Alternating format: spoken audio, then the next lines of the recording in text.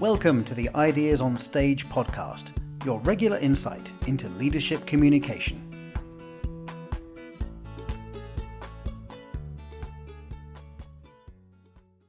Jackie, welcome to the show. Thanks for having me. I'm looking forward to a chat. Me too. And the reason why I wanted to have a chat with you, Jackie, is because, as you know, some time ago, I interviewed a friend in common, Andy Lopata. And I asked him a question because I had attended one of his presentations. I think it was last year or something. And one thing I liked about that particular presentation was that he started by, instead of asking the usual, just a few questions, hands up if you know this or if you know that, he gave us, I was part of the audience, and he gave us to each member of the audience 2 cards, one green and one red. And then he asked us a series of questions. And every time we had to bring the card up, either the red one or the green one. And it was very nice. Sometimes it was like both hands with both cards up, the entire audience. It created a lot of buzz and interaction and engagement. And I said to him, I liked that. I still remember that particular part of your presentation. And he said, well, if you did, then you need to speak to Jackie because she's the expert when it comes to audience engagement and this kind of thing. It actually told me that you gave him the idea for that particular presentation. So that's why we are here today. Yes, well, thank you. Andy's been a great support of mine over many years. And it is true that he will often come to me when he wants an idea for something interactive to support a breakout session, as do some other speakers. But I got the idea from someone else as well. I got the idea from an American speaker who, to my shame, I can't remember his name, but he had 4 coloured flags. And he used to go to events and he'd have 1,000 sets of these flags wrapped in elastic bands, and they'd be hiding under the table or under the chair. And at a certain point, he'd get audience members to wave the coloured flag in answer to whatever question he just posed. And of course, this puts pressure on people because they look around the room to see, oh, what colour's everybody else waving? It makes a great photo opportunity. And then his amazing top tip was, and at the end of the session, then you ask people to pack their flags up again, because otherwise he'd be sitting in his hotel room sorting out all these different flags into 1,000 different sets of colours. So yeah, red and green voting. It's also used on TV shows over here. There used to be a cookery show where the audience would vote by holding up a green pepper or a red tomato. And in the Apprentice TV show, the follow-on program, the comedy version where they do the interviews with the participants, they hold up hired or fired. And so I think anything you can get your audience to do rather than just sit passively and listen to you is a great way of engaging them. But more importantly, when it's done to help embed your message, I'm not saying you do any of these things just for fun, although they can be fun. There really always has to be a point. And often with those red-green voting cards, because some people are colourblind, sometimes you can print on coloured card yes or no. So it's not just holding up a colour, it's also holding up a word or a tick or a cross, or even traffic light colours, red, amber, green, and then you can get a subtlety about the way the audience votes. And online you can do exactly the same thing, because now that we're having to present in the virtual world, and our audience might be in one room where the speaker is beamed in and on a big screen, or the audience might be around the world, all in their own sitting room or in their home office. I'm jumping ahead to something I was saving till later maybe, but one of the things I've done is prepare an A4 sheet of lots of little signs that I send as a PDF to my workshop attendees in advance for them to print and cut out. So they have at their desk little things they can hold up like this. So rather than click a button, they mix the physical world and the virtual world by having their own little signs to hold. And this one is my favorite. I'm mute. Yeah, I think it's one. I think I read a meme or something on LinkedIn the other day, and it was something related to "you are on mute," which seems to be the most spoken sentence in the last 6 months or something everywhere. And I was super curious because you have these, you special, among other things. I know you are also a copywriter, but you wrote this excellent book which I recommend to everybody, Experiential Speaking. So there it is, perfect. Experiential Speaking, highly recommended, and it's all about creating those moments of interaction and engagement with the audience. Just out of curiosity, where does their interest come for you from you? Because you are, as I said, you're also a copywriter, but then you are also you've got a very specific niche, which I love, which is audience interaction and engagement. Where does that come from you? Where does the interest come from you? Well, for me, it all comes from being a writer. It all comes from knowing what your message is and knowing what's in the brain of your audience, and then working out the best way to get your message into their brain. Because sometimes it's the written word on paper or on screen, sometimes it's the spoken word in a presentation, and sometimes it's through an activity that the audience undertakes. And so for me, it's all connected because it's all just ways of communicating, and it all comes from being a copywriter. But what I've realized is unusual is that I have throughout my life had a tendency to gamify everything, and it almost doesn't matter what it is, I will turn it into a game. And for example, if it's present giving for a teenager and all they want from their fun auntie is some money, I don't just give them money, I make them earn it through playing a game. And often these games are inspired by TV shows or by children's board games or by, well, just inventions out of my own brain, because that's the way it works. And so they have to do forfeits, or they have to do a quiz, or there's various different things I make them do before they win their money. And so a lot of the activities I do as part of a talk or a training session are a way of gamifying the content to make it all about what the audience does and then what the audience learns and remembers, more than about anything that I might say. And these days, training on Zoom, I train, for example, recruiters how to write better job ads. I train journalists how to add copywriting as a skill set. I train business owners how to get their message across clearly. And if I'm doing a whole day of training on Zoom, or even half a day, the last thing I would do to anyone is force them to sit still at a screen while I just talk and share my screen. So I use all the tools that Zoom offers and turn them into games, so that at least once every 15 minutes, they have to do something. And that means that it keeps their attention the whole time.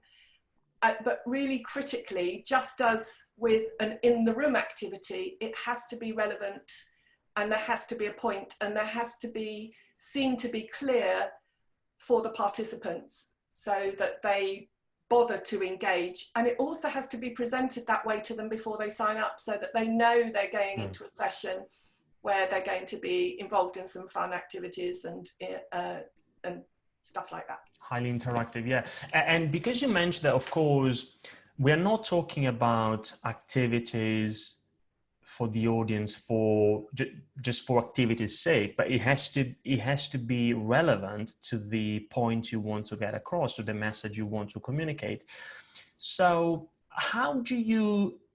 and by the way, Jackie, if any question I ask, if it doesn't lead anywhere, or if the question is not clear, just let me know. This is a very informal chat. But how do you go about making sure that whatever activity you propose to the audience then is related, is connected to the message you want to get across? Because in your book, for example, you talk about energizers. You mentioned now it's about gamifying things. So you talk about games, energizers, icebreakers.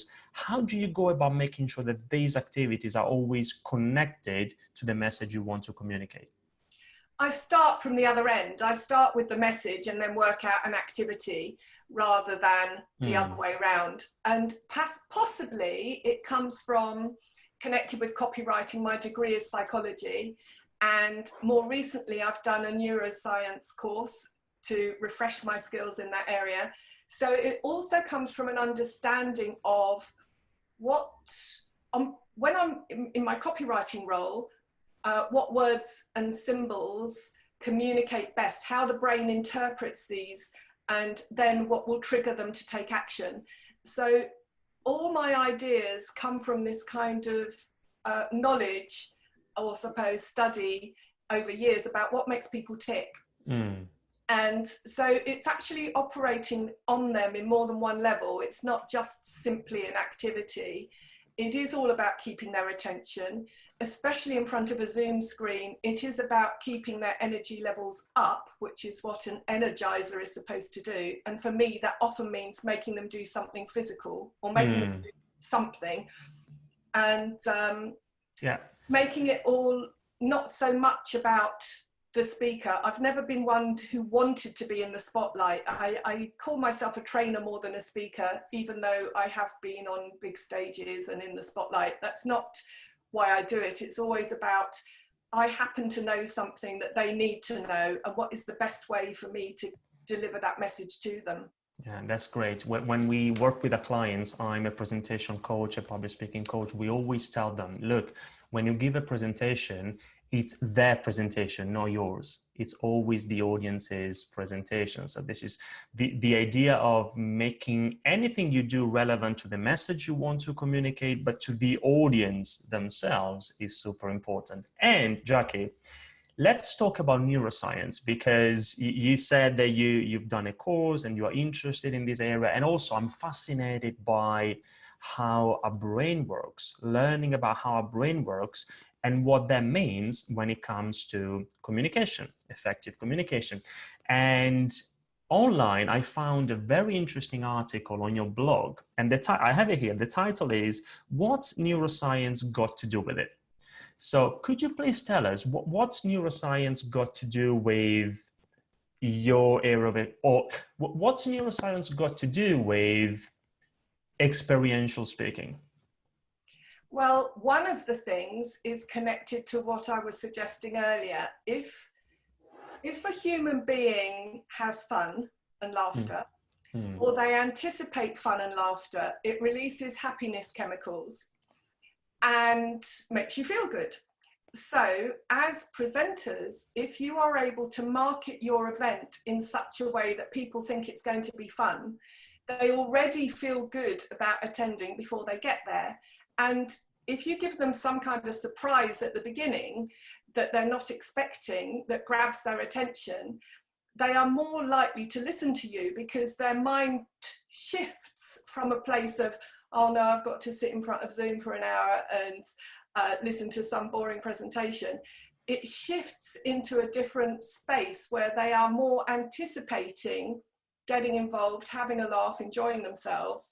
And then they're, I think, and all the evidence seems to show, they're more open to learn. And why wouldn't you give your audience a happy experience? And why wouldn't you let them take part in, as you say, building their own presentation so they get the most out of it? The other key point is they will remember more what they do than anything they heard or anything they saw, which you've illustrated with your story about Andy's talk and the red and green cards.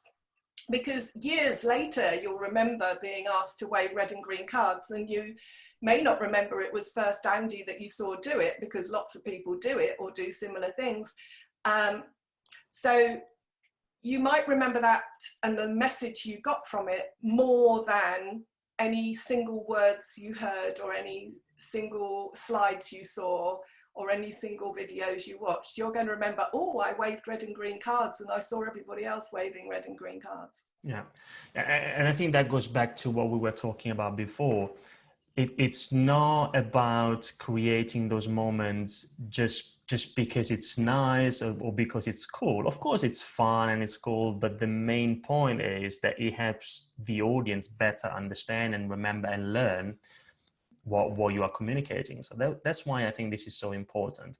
And also, Jackie, I wanted to ask you, again, in your book, Experiential Speaking, you talk about different types of moments of interaction. You talk about icebreakers and games and energizers. You already did that, but could you give us some other examples? Maybe feel free to maybe just one example per category, whatever comes to your mind. Okay, well, for me, an icebreaker is more of a getting to know you exercise. And it probably comes from being from a training background rather than a speaking background, because you tend to have smaller groups of people for longer periods of time, where when you're in a breakout session or if you're doing a training course, than you do if you're a main stage keynoter. Because some of those people that are booked for a 45-minute session at a big conference, for example, how they engage the audience is through amazing storytelling skills, or through the ability to do drumming, or so they have a skill that the audience will be compelled to watch. And not all of us have that. Not all of us have stories about climbing mountains or whatever it may be that some of those really big motivational or talented content speakers have. So for those of us that are working with a smaller group for a longer time, that group might not know each other. And so the icebreaker exercise generally is just an introduction to who's who in the room, because then you know who you're working with through the day. And you know, in a training context, that used to be called creeping death, when it goes around the table and one by one people have to say who they are and what they do. And no one listens to anyone else when that happens, because they're so thinking about ourselves. Yes, they're too busy worrying about what they're going to say.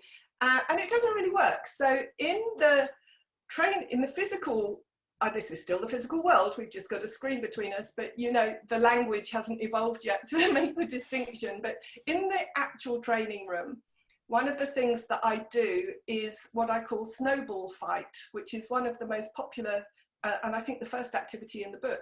Lots of people have told me how they've adapted this and used it. And that's another point, actually. The ideas in the book are really there for anybody to tailor to their own brand, their own content, their own style. I'm not saying copy what I do, because then all that becomes a boring cliche that every participant has experienced, and it stops being original and inventive. So the snowball fight, how I do it is I print out a slip of paper with 140 boxes on it. And that's the number of characters there used to be in a tweet before Twitter doubled it. And so each person arrives to find this little slip of paper on their place. And they instantly are thinking, well, what's that all about? And they generally sort of push it to the side and get on with things. Oh, the advanced version of that actually is to give them all these little props and things you're going to do them inside an envelope. And the envelope says, do not open until advised. And even if they do open it, they won't find anything in it that means anything, because it's all a bit cryptic until the instructions are given. But I love giving them this envelope. And even in a big room, you can put an envelope on every chair and they get it. And most people are obedient. They won't open it till they're told. And they're instantly curious, what's in the envelope? And they can't wait for the speaker to come on and tell them, can I open my envelope now? So that's the mindset you want. It's so exciting to watch their faces. I love it. Anyway, so they get their slip of paper and you ask them to write a tweet. Of course, it's not a real tweet, it's just paper and pen. And you choose what you give them as a task to write about. So if I'm training recruiters, I'll ask them to write an advert for their own job. If I'm training in-house marketing teams, I might ask them to complete the sentence copywriting is. And they have to write one character, a letter or a punctuation mark or a space per box, and they don't have to fill the whole 140, but they can't go over. Then what they do is they screw it up, and they're really not expecting this. So they take 2 or 3 minutes to think, and the funniest one is the journalist, because they always write a rough draft before they fill in the slip of paper. They're the only group that does that. But anyway, so they've all written it. You can see around the table when they've done it, and then you ask them to screw it up, and you see their brains go, oh, I've just worked really hard, and screwing up means it's rubbish. So they have this moment of confusion, which means you have to move on very quickly to the next bit, which really takes them by surprise, because you then say, now throw it around the room, and you demonstrate the same thing. So you're giving them permission to do it. And at this point, they're very bewildered. So they have this little snowball fight, throwing the pieces of paper. And very quickly, you then stop that and then gather the pieces of paper and deal them out so everyone gets one back. Then it starts making sense for them at this point, because then you open them out one by one, because they're all curious to see, oh, what have I got? What message have I got? And normally I will then read it out. That person then identifies themselves. Then you can ask them a little bit more about who they are and what they do. And you're informed by what they've written. For example, going back to recruiters, if they've written their own job ad, it gives you an instant clue about how good or bad their job ad copywriting is before the start of the day. If you're doing marketing teams and asking them to define copywriting at the beginning, you can then anonymously work out what is their level of understanding now with that simple game, and then instantly guide your introduction according to the definitions people have given. Or you can just pick them out one at a time through the day and say, oh, here's another definition, what do we think of that one? And use it to lead a discussion. You can use the snowball fight for a Q&A session, because people can write questions on bits of paper and throw them to you at the front of the room, and then you've got a load of anonymous questions to answer with no embarrassment about people putting their hand up. You can then make sure you don't get taken down a tangent by someone who's asked an irrelevant question in the real world, because you only read out the questions that you know are on topic. And you can use it as a revision exercise right at the end of the day to say, okay, write your best tip of the day, screw it up, throw it around the room, and then everyone gets a snowball to take away with a piece of advice.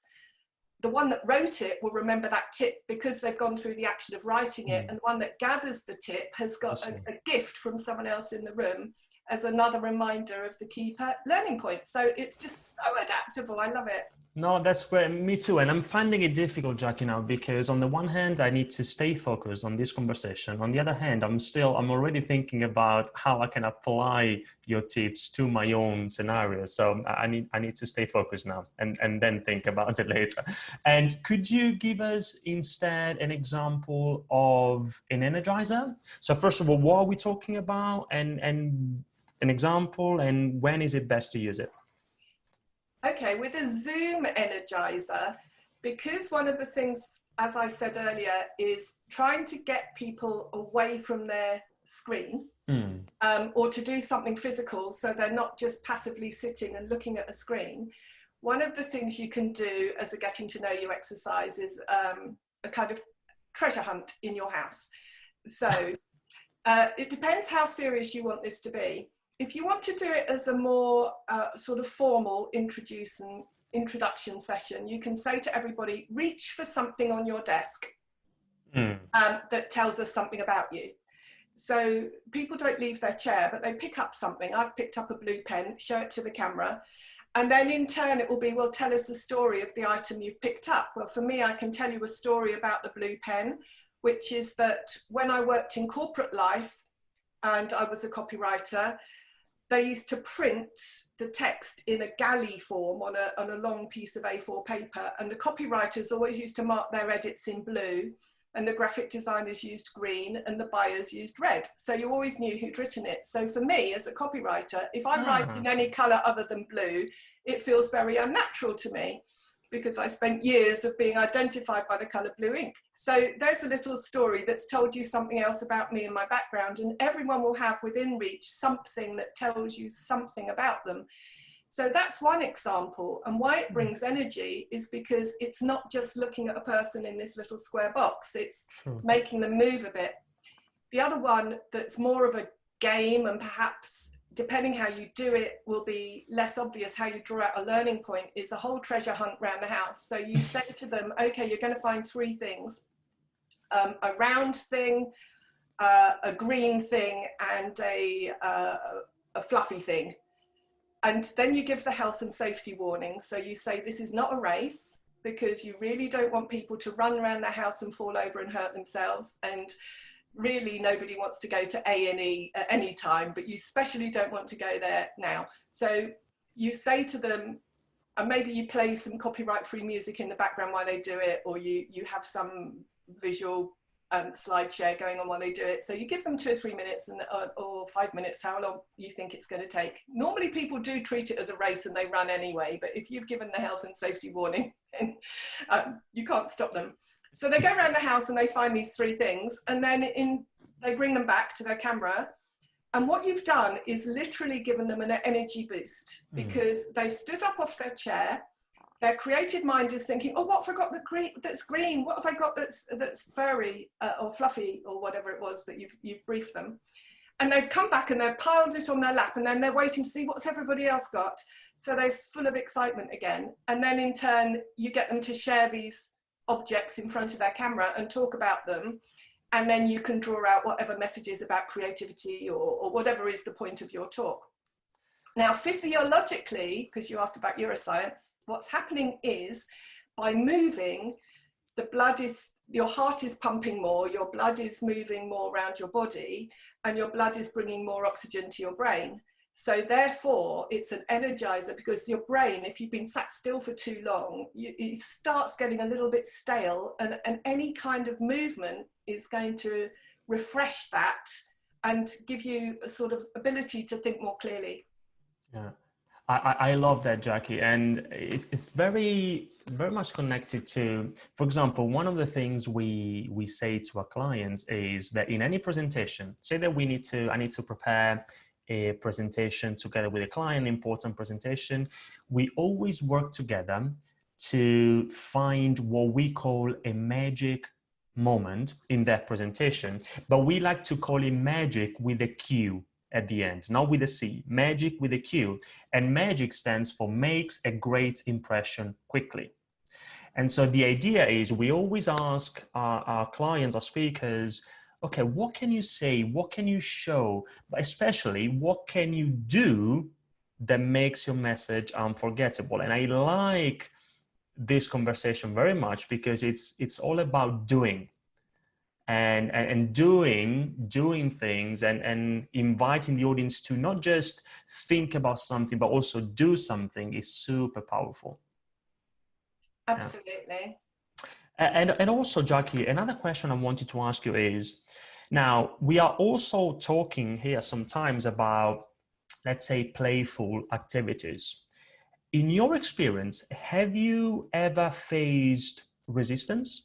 And if so, maybe from some members of the audience, and if so, how do you go about overcoming the resistance? Do you have any tips, any ways of bringing everyone on board? Especially, I think, but correct me if I'm wrong, I can assume that especially if we're talking about maybe a formal, more like serious presentation with senior members, it could be a board of directors. How do you make the connection between these more playful activities and those like more serious presentations? That's a great question. I get asked it a lot, and it's really interesting to me because I find the people that come on my courses, they're already primed to know what to expect, and so they're up for it. But I was invited as a guest speaker to a very senior group of business leaders, and the organizer who first booked me, when I talked around which activities I thought would work for them, he was totally up for it. He said they've got a great sense of humor and, you know, they'll be fine. And it was very interesting because this was originally going to be in a very posh hotel and with a 3-course lunch, and there would have been wine flowing. And so these particular games we'd planned would have fitted perfectly in that atmosphere, that ambiance. And then it switched to Zoom, and they were all very inexperienced online. And so they weren't very tech savvy, and they would have been very nervous about some of the things. I couldn't translate what I'd originally planned for a Zoom meeting. And so during this period of time, also, the organizer had changed to somebody else who got very nervous about me doing something interactive with this group. And so we came up with two ideas. And the first idea was the one I thought would go better. And the first idea was much more serious and with a much more direct learning point. And it was followed by a plenary session where they all discussed what they got out of it and how they might use it and so on. And it worked, they went along with it, but it fell a little bit flat. And the second activity, I was the one I thought I was more nervous about. And it went brilliantly because two things had happened. One was the first activity had set them up to start getting involved. Also, one of my key points is always, I will be a bigger fool than anybody else in the room. I will never let anybody embarrass themselves. I don't make them do role plays. I don't, it's always a group activity. None of my games or sessions bear any risk for the people who are involved. Now I'll tell you the second activity that worked so well, and it's so simple. I sent them into breakout rooms with groups of 4, and they were tasked with thinking of a fascinating fact about themselves, and all of them had to think of something true except for one person in the room had to think of a lie. And then I gave them 5 minutes to do that and to have a bit of a chat because I knew they wanted to do some networking too. So maybe I gave them 10 minutes, I can't remember. Then when they came back in the main room, I would unmute them room by room and the rest of us had to guess which one was lying. Well, this was a getting to know you networking activity. They had never done anything like it before. They were laughing their heads off. I couldn't believe some of the facts they had come up with about themselves and the things they were revealing as true, or how creative and imaginative some of their lies were and how brilliant they were at fooling their colleagues or not. And it was hilarious and it could have gone on for hours. And that was the one I thought was risky. So because a lot of these things are based on games, and deep psychology would say, yes, we've all had an inner child, or, well, we've all been a child. We all do know what it is to play. And a lot of us, it doesn't matter if you're a senior leader, will probably play at home with the family or play games at Christmas, and not everybody's into board games, I know, but I just have a fundamental belief that I can't think of any human that doesn't actually like laughing. And that comes from being lighthearted, letting go of that serious front a little bit, and having permission to do that, which is what you, the facilitator of these sessions, needs to set up. Yeah, I love that. And also, Jackie, because you've just mentioned when you gave the example, I gave them 10 minutes or something. So it's not a question that I was thinking about asking you, but now I do. Now, when you, again, based on your experience, when you run a training session, a workshop, especially if we're talking about sessions which go like definitely longer than an hour. It could be like a morning or a full day workshop. And if you want to make it practical, because I also do this, and so I just want to learn from you. If you want to make it practical, and if you want to give the participants the opportunity to practice the skills that they've just learned, normally when you create those maybe breakout rooms, what do you recommend? How much time is it, especially in an online workshop, how much time should you give them to work on an activities? Because what I find is that pre-COVID, then it was, even for me sometimes as a trainer, it was easier to maybe give an exercise, and you could even give them half an hour and you were there in the room and you could walk around. So it was much easier. Now, I think about the fact that if you give them a half an hour, then you really need to plan it well. Because you don't want to leave them alone for half an hour unless you've planned everything carefully. So what's your experience with that? Breakout rooms and managing them varies depending on the numbers and the tasks that you've given them. So some of the ways I manage that is I would never send them off for half an hour. For the particular work that I do, it's a much quicker pace always. But I can imagine a time when that might be necessary, where you've got a subgroup working on a particular project in a breakout.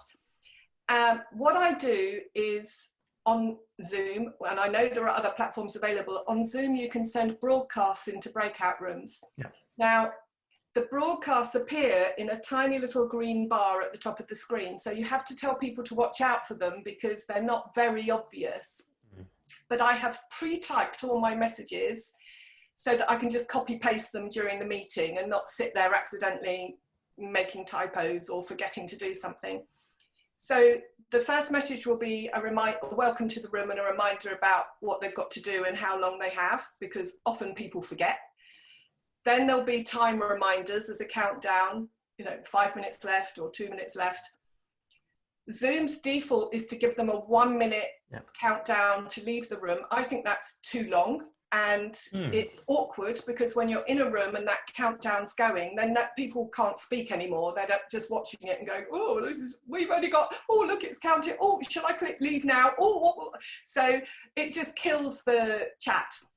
So you can, in Zoom, override that and change it to 30 seconds, which is much easier because that's just enough people. If you've given the other time warnings, 30 seconds is enough for them to say, okay, time's up, see you back in the main room, bye then, and it works better. So if there is a longer time, as a host or a co-host, you can visit each meeting room, so you can pop in and see how they're doing. You can, with a very big meeting, set a co-host as a facilitator in each room. So depending how many attendees you've got, you might find it difficult to move people around, because if you have set it to choose who goes in which room, that can be quite a lot of work and quite hard to manage if you've got hundreds of people. So, but you can, here's one thing I did when I was co-hosting a meeting with 711 participants and we have breakout rooms. First, we found that although Zoom says you can have 50 breakouts, it wouldn't let you, it only let you have 25. So that's hard to test before the event, but that's what we found. So the groups were twice the size we thought they were going to be. And then the co-hosts, we'd all renamed ourselves in the participant panel to have 5 stars before our name and 5 stars after, because in the alphabetical list, as a co-host, you'll appear at the top and everyone else will be alphabetical. But when you put into breakouts and you ask Zoom to sort people randomly, it's no longer alphabetical, so you can't find everybody. But if the co-hosts have all got their names starred, it's easy to find them in the list and then assign a co-host to each room as a facilitator. So there's a little kind of process tip to manage that. And if there's a facilitator in each breakout room for a period of time, then that person is the one who can deal with any questions and keep people on track and judge, oh yes, they've had enough time now. And the other thing to remind everybody when you're briefing them before a breakout is they can always click leave room. Now in Zoom's design, leave room is very close to the leave meeting button. So there's always the risk that some people will click the wrong one. So you can warn them about that. And you can say to them, there's an ask for help button. So if anyone's stuck in a room and they don't know what they're meant to be doing, they can click ask for help. And then you as the host will get a message to go there. Right. The other tip is, of course, like new technology, it can be a bit glitchy. And depending what device people are using, they don't always end up in a room. And I found with some big meetings, for no apparent reason, you get someone stuck in the main room who you cannot assign to the room they're meant to be in. So you always need to be ready for anything and make sure you might have a little mini meeting room in the main room because breakouts aren't working 100% properly for no apparent reason other than just a glitch. Yeah, I had that experience as well. It wasn't possible for me. You need to be in that room, but it wasn't possible. But I think, I don't know about your experience, Jackie, but I have to say that although this new world now has given us some new challenges that we didn't have before. For example, 99% of the workshops, not like coaching, but the workshops I used to give pre-COVID were face-to-face. Now 100% are online, and there are some new challenges. However, there are also some new, super exciting, if you know what to do, very exciting things that you couldn't do before that you can do now. Also in terms of creating those moments of interaction and participation with the audience. So it's not all bad. No, I've been really quite enjoying exploring all the outer edges of Zoom, and all the things it can do. I have gamified them in some way or another. So renaming people you can turn into a game. Chat you can make people do. Polls you can make people do things. Breakouts, screen share, whiteboard. And I have recently adapted one of my sessions to include the Mentimeter app. There's also Poll Everywhere or Slido, because they give you more graphic ways of playing with the visuals. And one of the things that I have lost from my real world training sessions is how I used to give prizes. So recruiters, to generalize, are very competitive types. And we used to set up the day to say, if you write anything cheesy during the day, you'll get cheese, and we'll give them a mini Baby Bell. Or if they write something smart, they get Smarties, a tube of Smarties. And at the end of the day, someone would win a bottle of champagne. Well, you can't do that in the virtual world. So I'm still looking for what prizes can we give. And I know you can give virtual badges. I've even tried giving charity donations, but that just hasn't been quite as motivating, and it's not as funny as cheese and chocolate, which really worked because recruiters are all over LinkedIn, and they'd all be competing to win cheese and chocolate and taking photos of it. And it really worked on a social media side as well. So I'm still looking for what is the equivalent of giving out props and prizes online. And one of the things Mentimeter can do is at the end of the day, the equivalent of the champagne, whoever will win the champagne. Now there's a Mentimeter slide where people vote on their phone, given a special code, and they vote for their winner. So it's all very transparent. And again, it's a physical thing you make them do, because they're not just sitting in front of this screen clicking virtual icons, they're doing something else. And at the end, to reveal the winner, the slide releases a little shower of confetti with a little, and you could play a little tune to go along with it. So that's the nearest I could get.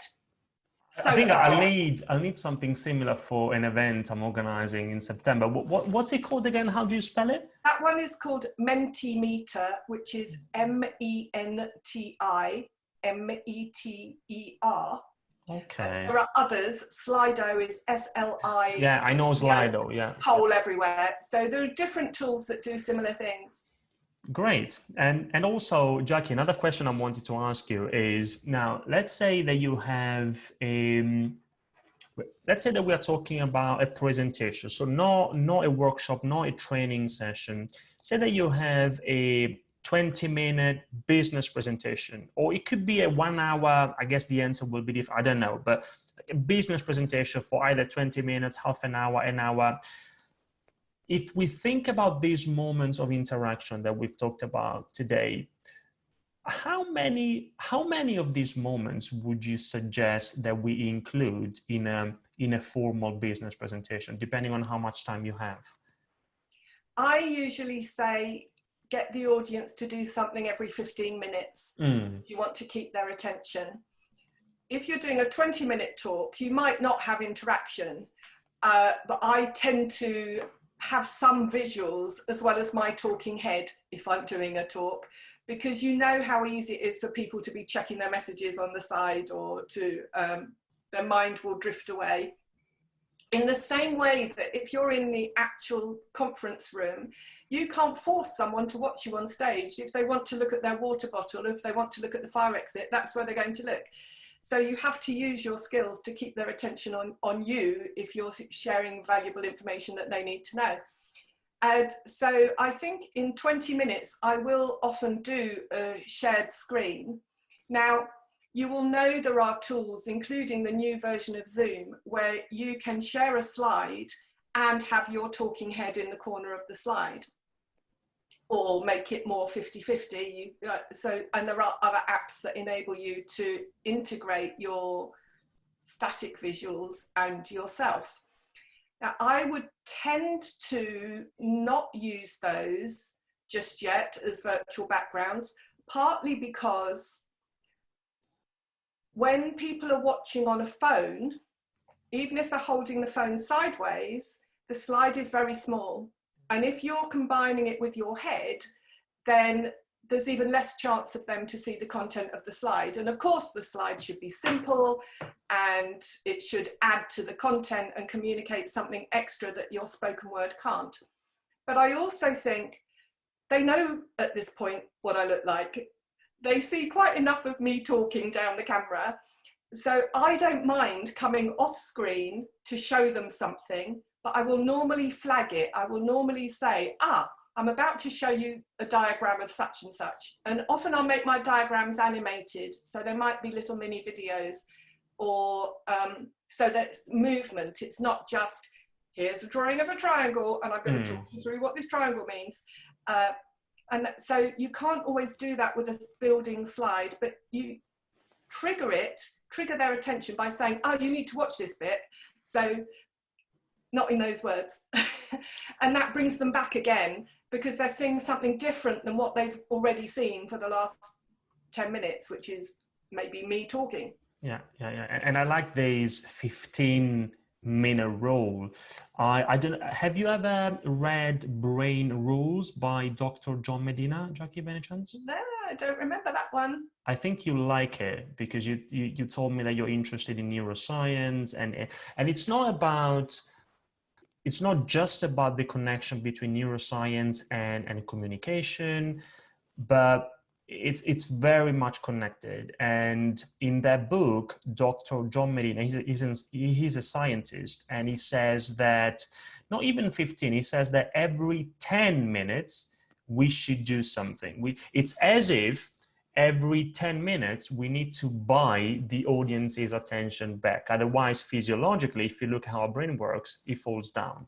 And so, and it could be anything. I think he calls them every 10 minutes you need to create I don't remember how he calls them, but basically it's something. It could be as simple as asking a question, or even better, the activities that you suggest, inviting them to do something so that you can buy the audience's attention back. But I agree with you. It could be 10 minutes, it could be 15 minutes. We have to do something to keep the attention higher. I think especially now in the online world, because it's even harder to keep the attention high online.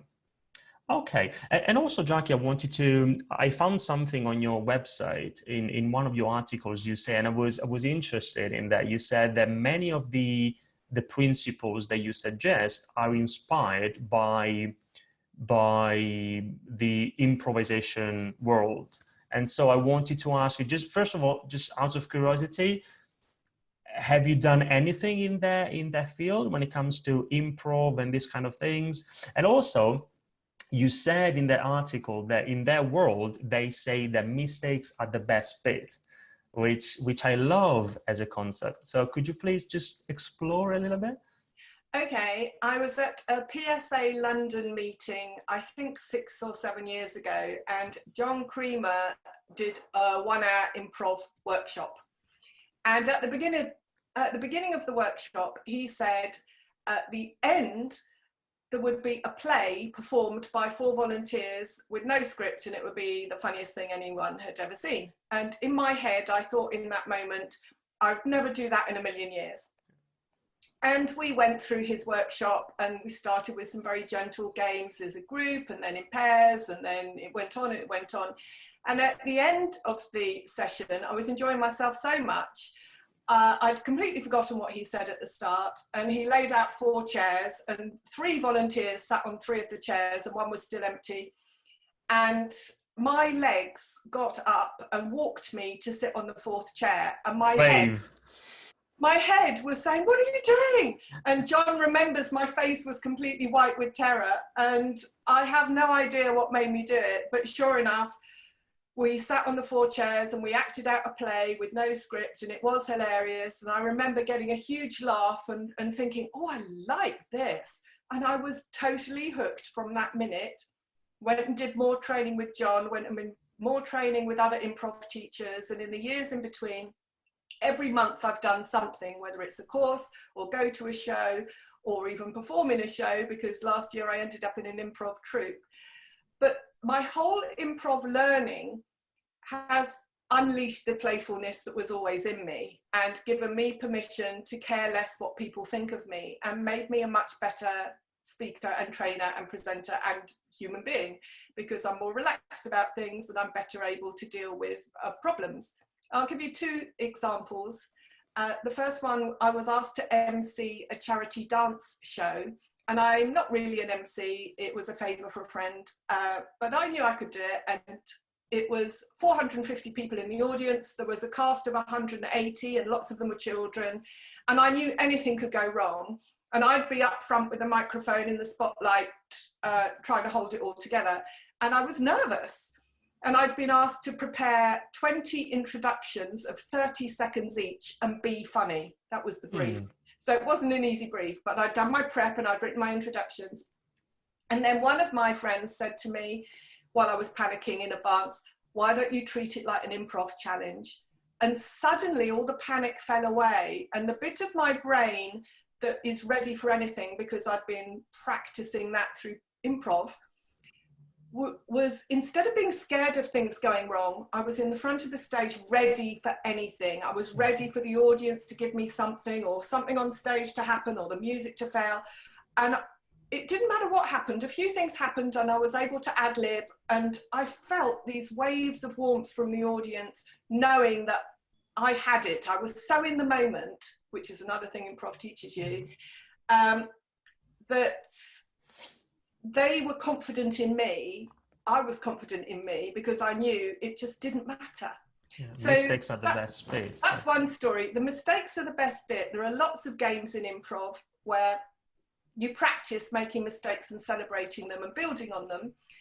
And I just think, what a great cultural shift for a lot of organizations who are these days taught to fail faster so that they can succeed sooner, and not to punish mistakes but to reward them. Now, I mean, clearly there are mistakes that have a big implication, and those ones, if they have really negative ramifications, you don't really want to make those. But it's all those cliches about mistakes are a learning opportunity and so on. There are improv games where you practice celebrating mistakes, that when people do it in the improv world, it leaks back into the real world. And if you lose your fear of making mistakes, you are then braver about stretching your comfort zone. And this is so much the kind of learning that lots of people talk about on stage. And yet when you do it through a game, whether it's online or offline, people learn the same thing, but they learn it while having belly laughs at the same time. And that seems to me a great way to learn. So powerful. Yeah, it's super powerful. And I think, Jackie, we can end this way with improv. And I wanted to ask you one more question. Now, in addition to Experiential Speaking, which is a book I recommend to everybody, if you think about, there it is. Just show it close to the cup. Perfect. Experiential Speaking. If you'd like to learn more about how you can create interaction and audience engagement, this is the book for you. I highly recommend it. Now, in addition to this, Jackie, if you think about presentations in general, public speaking, and it's fine if you don't have any other recommendations, but do you have any other, it could be great books or resources or even people to follow that we should consider?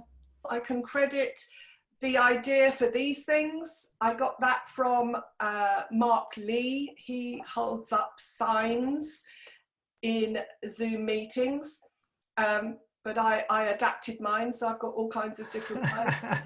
And I can credit talking about these peaks and troughs in a presentation. I know that Stuart Harris, he talks about, I can't remember what he calls it, but he's got a diagram, a graph that talks about how many minutes you should go between re-engaging people. And I've mentioned John Creamer, who was my main improv teacher. there's lots of stuff on icebreakers for trainers out there, loads of books.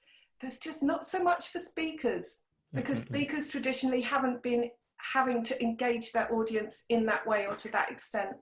Yeah, and that's exactly why I wanted to have a chat with you and not with somebody else. So again, Experiential Speaking. Jackie, thank you so much for your time. I've learned a lot. I've enjoyed it so much. I hope that you enjoyed it as much as I did. And I also hope that our listeners today have enjoyed it as much as I did. And we are both in London. You are South London. I'm Northwest. So let's keep in touch. Thank you so much. If you enjoyed this episode of the Ideas on Stage podcast, there are many more you might like, so please subscribe, leave us a review, and tell us what you think. You can find many more ideas on business communication at ideasonstage.com or by searching for Ideas on Stage on iTunes, YouTube, or wherever you get your podcasts. Thanks for listening, and goodbye for now.